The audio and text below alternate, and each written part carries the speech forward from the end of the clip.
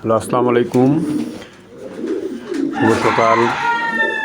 এই যে দেখতে পাচ্ছেন আমার কিং মাদিটা তার বাচ্চা নিয়ে বসে আছে। দুইটা বাচ্চা হয়েছিল, একটা বাচ্চা নটটা ঠোকরায় ঠোকরায় মারে ফেলছি। তারপরে আমি নটটাকে সরাই দিই ওখান থেকে। এরপর মাদিটা অবশ্য ভালোভাবে খাওয়ায়, এই জন্য মাদিটার সাথে বেবিটাকে রেখে দিছি। মাশাআল্লাহ, আল্লাহর রহমতে বেবিটা অনেক বড় হয়ে গেছে।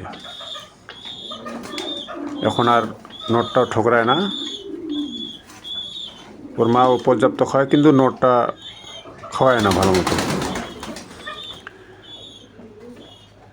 প্রথমবার ডিমগুলো যখন আমি ডিম ফুটাই তখন ডিমগুলো জমিনি।